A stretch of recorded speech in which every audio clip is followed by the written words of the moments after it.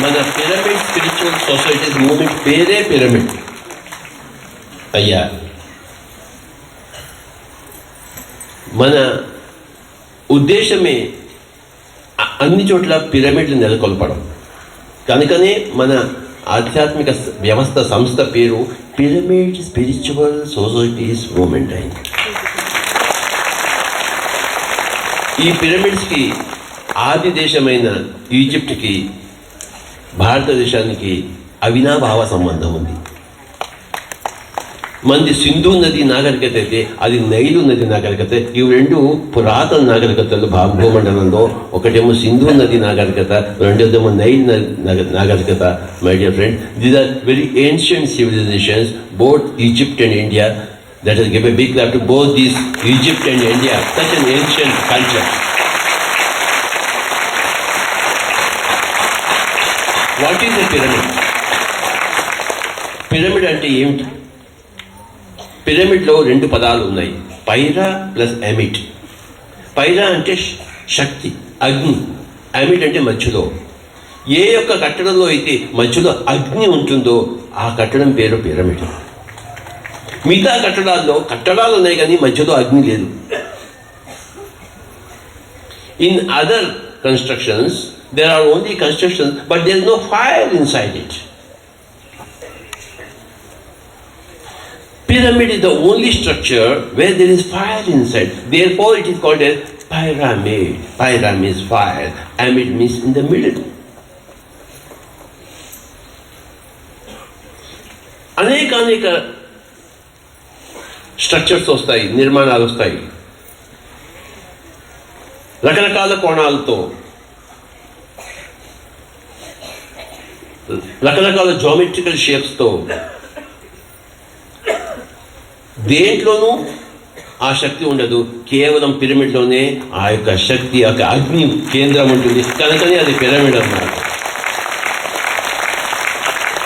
Egypt దేశంలో ఆ పిరమిడ్లు ఆషామాషిగా కట్టలేదు. ఎంత గొప్ప కట్టడాల్లో పెద్ద పెద్ద రాళ్ళు తీసుకొచ్చి అక్కడ కట్టారు. ఎవడు కట్టాడబ్బా? నక్షత్ర లోక వాసులు కట్టారు. అది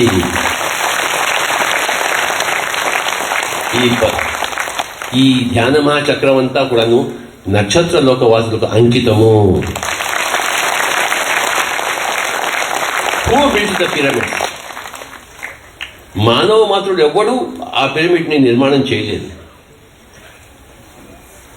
సిరియస్ అనే నక్షత్ర లోకం నుంచి అక్కడి నక్షత్రవాసులు భూలోకానికి వచ్చి ఇక్కడ ఒక గొప్ప శక్తి కేంద్రం ద్వారా అందరికీ ధ్యానం నేర్పిద్దామని సంకల్పించి తమ ఆత్మశక్తి ద్వారా ఆ యొక్క రాళ్లను కట్ చేసి ఆత్మశక్తితో, ఏ యొక్క పరికరంతో కాదు, ధ్యాన శక్తితో, ఆత్మశక్తితో ఆ రాళ్లను కట్ చేసి ఆ ధ్యాన శక్తితోనే ఆ రాళ్ళు అలా లేచి అక్కడ పెట్టబడ్డాయి. ఆ పిరమిడ్ యొక్క నిర్మాణమే ధ్యాన శక్తితో జరిగింది. సిరియన్ నక్షత్ర మండలం నుంచి వచ్చిన ఆ యొక్క నక్షత్ర లోక వాసుల యొక్క అపార ధ్యాన శక్తితో ఈ భూమండలం మీద ఈజిప్ట్లో ఆ పిరమిడ్, గ్రేట్ పిరమిడ్ నిర్మాణం చేయడం జరిగింది.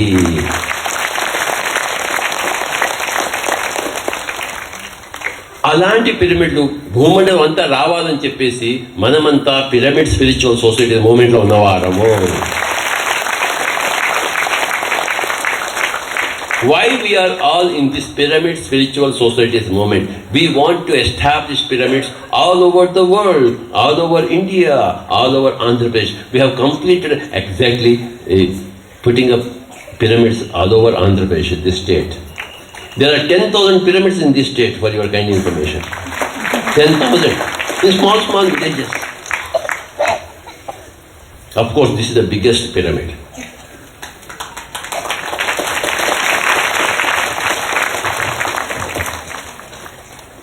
ఆ నక్షత్ర లోక మండలానికి శక్తి డైరెక్ట్గా భూమండలానికి రావాలని చెప్పేసి ఈ పిరమిడ్ నిర్మాణం జరిగింది ఈజిప్టులో. ఒక పిరమిడ్ నుంచి ఇంకో పిరమిడ్కి ఆ యొక్క శక్తి ప్రసారం జరుగుతుంది.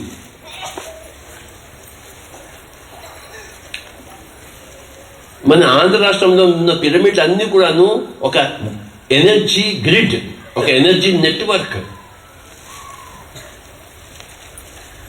ఎక్కడెక్కడ పిరమిడ్ నూతనంగా నిర్మాణం చేయడం జరుగుతుందో అక్కడంతా కూడా ఈ శక్తి అంతా ప్రసరిస్తుంది, ఇంకో చోటికి పోదు.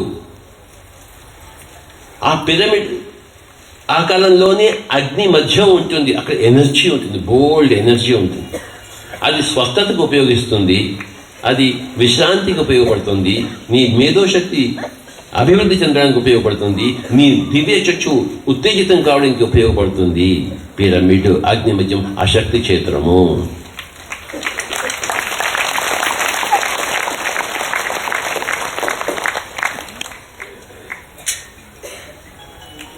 ఆ యాంగిల్స్, ఆ కోణాలు కొంచెం అటు ఇటు చేసినా ఆ శక్తి రాదు. అక్కడ 51 degrees 52 minutes ఉంటే కానీ అది రాదు. కొంచెం అటు ఇటు చేసామనుకోండి, ఆ కట్టడం ఉంటుంది చూడ్డానికి, కానీ లోపల అగ్ని ఉండదు. ఎలాగైతే ఒక మూగవాడు ఉంటాడు అనుకోండి, వాడికి అన్నీ బయట నుంచి ఉన్నాడు, కానీ నోట్లో మాట లేదు వాడికి.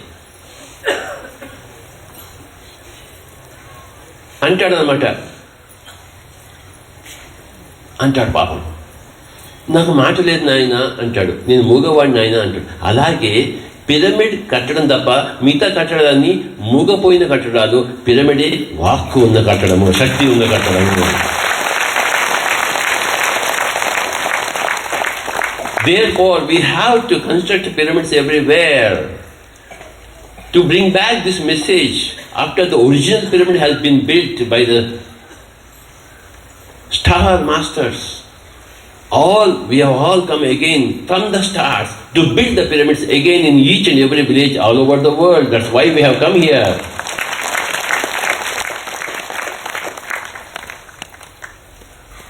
ధ్యానము రకరకాలుగా అభివృద్ధి చెందుతుంది. సంగీతంతో కూడిన ధ్యానము మూడింతలు మరింత శక్తివంతము. ఇంతమంది ఇక్కడ సామూహికంగా 1,00,000 మంది కూర్చున్నారు, 1,00,000 మందితో చేసే ధ్యానము ఎంత గొప్ప ధ్యానము. అలాగే పిరమిడ్లో కూర్చొని చేసే ధ్యానము మూడింతలు మరింత శక్తివంతము. నాద ధ్యానము మూడింతలు శక్తివంతము, సామూహిక ధ్యానము మూడింతలు శక్తివంతము, పిరమిడ్ ధ్యానము మూడింతలు శక్తివంతము, అరణ్యంలో చేసే ధ్యానము మూడింతలు శక్తివంతము. పూర్వపు రోజుల్లో ఋషులు అరణ్యాలకు వెళ్ళేవాళ్ళు. ఎందుకు? జన సమూహంలో అంత నకారాత్మక భావనలు. అదే అరణ్యంలో ఏ మనిషి లేడు, ప్రతి జంతువు కూడాను ఒక గొప్ప దేవుడు, ప్రతి వృక్షం కూడా ఒక గొప్ప దేవుడు. అక్కడ దేవుళ్ళే ఉన్నారు కనుక మానవులు ఎవరు లేరు కనుక అది గొప్ప శక్తి క్షేత్రము. మానవులు కుంచితముగా, సంకుచితముగా ఆ నకారాత్మక భావనలతో ఆ మానవుల్లో శక్తి లేదు, ప్రతి వృక్షంలో శక్తి ఉంది, ప్రతి జంతువులో శక్తి ఉంది, ప్రతి పక్షిలో శక్తి ఉంది. ఆ శక్తి క్షేత్రం అంటే అడవుల మధ్యలో చేసే ధ్యానం మూడింతలు మరింత శక్తివంతము. అలాగే ఏదైనా ఒక గొప్ప యోగి శరీరం వదిలిపెట్టినప్పుడు, ఆ శరీరం సమాధి చేయబడినప్పుడు ఆ చుట్టుపక్కల ధ్యానం చేయడము మూడింతలు మరింత శక్తివంతము. దాన్ని సమాధి ధ్యానము అంటాము. కనుక సంగీతం నాదంతో కూడి చేసే మనం ఈ 2 గంటలు ఎంత చక్కటి సంగీతంతో నాదంతో ధ్యానం చేసాము, అది ఎంత శక్తి క్షేత్రమో. ఈరోజు ఈ ప్రాంతంలో అటు పిరమిడ్ యొక్క శక్తి, ఇటు సామూహిక శక్తి, ఇటు నాద శక్తి, చుట్టుపక్కలంతా అరణ్యం ఉంది. ఈ అరణ్య శక్తి వెలసి ఎంత చక్కగా ఉందో చెప్పండి మీరు.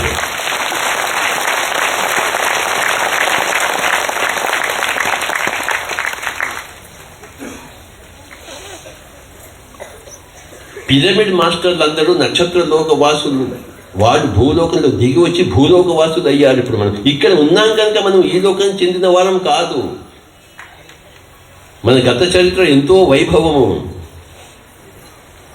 భూమి ఒకానొక చిన్న గ్రామము,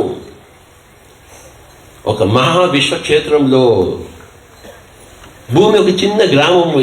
The earth is a small village in this galactic systems, in this whole cosmos, my dear friends. There is so much interaction, traffic in all these galaxies. ఈ అనేక విశ్వగోళాల్లో అటు నుంచి ఇటు జనం రావడం, ఇటు నుంచి అటుపోవడం రకరకాలుగా ఉంది. ఈ భూమి ఒక చిన్న గ్రామము. ఫర్ ఎగ్జాంపుల్ కర్తాలు ఉందనుకోండి, చిన్న గ్రామం. అథవా అనుమాస్పల్లి ఉంది, ఇంకా చిన్న గ్రామము. ఈ అనుమాస్పల్లి ఈ భూమండలానికి ఎంతో, ఈ భూమండలం కూడా విశ్వక్షేత్రానికి అంత చిన్న అనుమాసపల్లి. అది ఇది తెలుసుకోవడమే ఎన్లైటైన్మెంట్. మన భూమండలంలోనే మానవులు ఉన్నారు, ఇంకెక్కడ జీవులే లేవు, అసలు లైఫే లేవు, అసలు జీవమే లేదంటే పరమ మూర్ఖులు. ఏమీ తెలియదు, ఆవగింజంతా కూడా తెలియదు. ఒక అనుమానపల్లిలోనే ఉండి ఈ ప్రపంచంలో అనుమానపల్లి ఉంది అని అనుకున్నాను అనుకోండి, అంటే బావిలో కప్పలాగా. ఆ బావిలో కప్ప ఏం చేస్తుంది? కూపస్థల మండుకము, ఇదే ప్రపంచం అనుకుంటుంది, బయట ఏమీ లేదనుకుంటుంది. కానీ ఆ కప్ప బావిలోంచి బయటకు వస్తే విశాలమైన ప్రపంచం. అలాగే నేను ఈ భూలోకంలోనే సృష్టి ఉంది, ఈ భూలోకంలోనే జీవం ఉంది అనుకునేవాళ్ళు బావిలో కప్పలు. పిరమిడ్ మాస్టర్ల నుంచి వాళ్ళు ఎవరంటే బావిలోంచి బయటకు వచ్చిన కప్పలు. అంతే.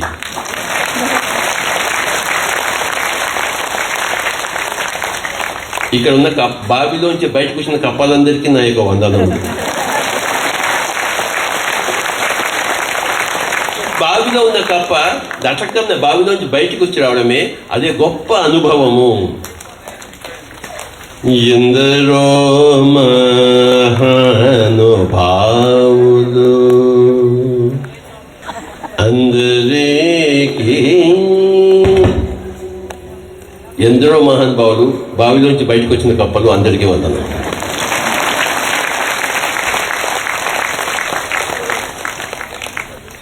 అందరికీ వందనములు ఎందరో మహానుభావులు ఈజిప్టు దేశము నుండి వచ్చిన వారు, వారికి వందనములు వందనములు వందనములు. ఎందరో మహానుభావులు.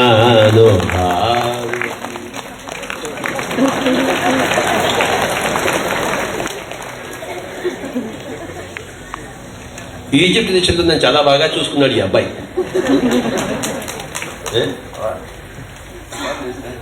అందరికీ వందనములు ఎందరో మహానుభావులు అందరికీ వందనములు ఎందరో చంద్రువదనుని అందచందము హృదయారవిందమును చూచి బ్రహ్మాండమనో భవించు ఎందరో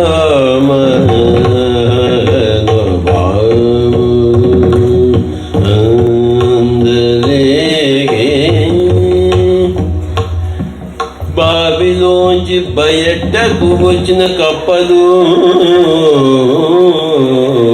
ఎందరో.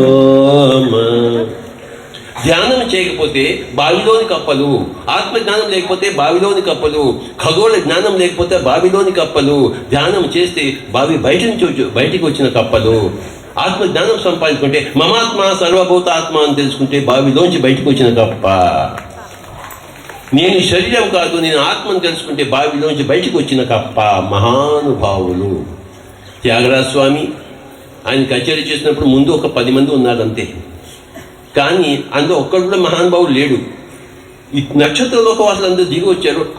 వాళ్ళందరినీ ఈయన చూడగలరు. త్యాగరాజు 3వ గ్రంథంతో వాళ్ళని ఉద్దేశించి ఈయన అన్న ఎందరో మహానుభావులు అన్నారు. ఇలాగే అందరూ కూర్చుంటే, ఒక 10 మంది కూర్చుంటే ఒక 1000 మంది ఆయన కనపడ్డారు.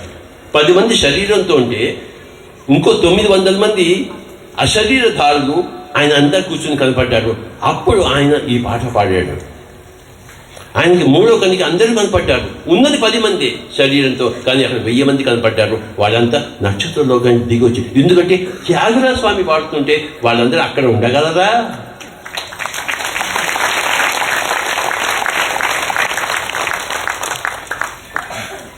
ఇప్పుడు ఈ కర్తాల్లో ప్రోగ్రాంకి ఎన్నో ఊళ్ళ నుంచి ఎలా వచ్చారో, భూమండలంలో జరిగే ఈ అత్యద్భుత కాస్మిక్ సంబరాలకు అనేక లోకాల నుంచి అందరూ ఇక్కడికి వచ్చి ఉన్నారు.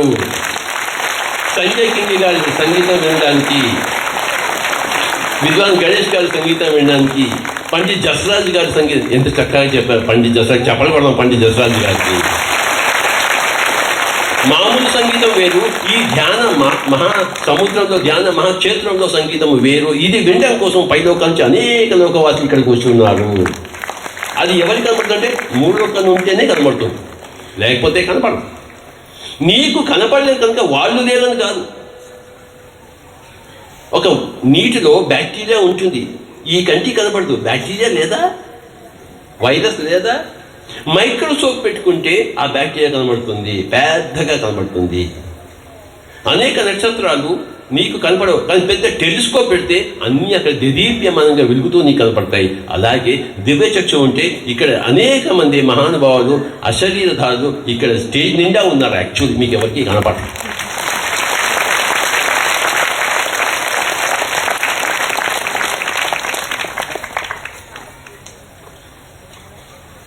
వారందరికీ వందనములని చెప్పేసి శ్రీ త్యాగరాజ స్వామి చెప్పారు.